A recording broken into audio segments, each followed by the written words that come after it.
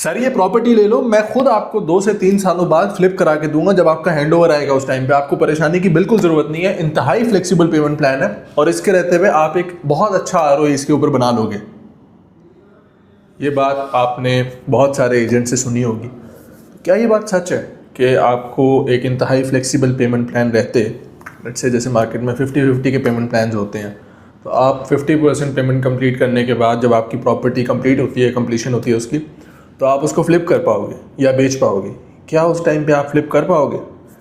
कहीं ना कहीं हाँ, ये बात सच है, बट बहुत सारी चीज़ें जुड़ी हैं इसके साथ। उस पॉइंट ऑफ टाइम पे मार्केट की क्या सूरत हाल है, मार्केट की क्या कंडीशन है, उसके अलावा आपकी प्रॉपर्टी है कहाँ पे एग्जैक्टली, मतलब एक्सक्लूसिविटी है, किस तरह की प्रॉपर्टी है, आया कि ये एक विला है, इसकी डिमांड है मार्केट में हर वक्त के लिए, या ये एक अपार्टमेंट है एज़ यूजुअल और आपके टावर में और भी बहुत सारे लोग हैं जिन्होंने आपके वाले मकसद से ली होगी।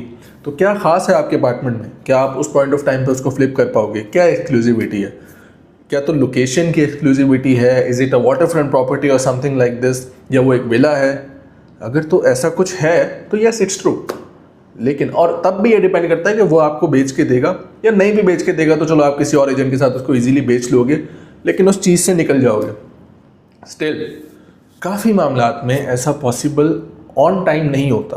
तो आप जब प्रॉपर्टी लेते हो तो आपको पता होता है कि आपने अपनी पेमेंट्स को यूँ मैनेज करके चलना है कि on the time of hand over जो पेमेंट है, या तो आप मॉर्टगेज के लिए एलिजिबल हो, या आपके पास वो पेमेंट ऑलरेडी होगी, या फिर आप post hand over payment plan की तरफ जाते हो।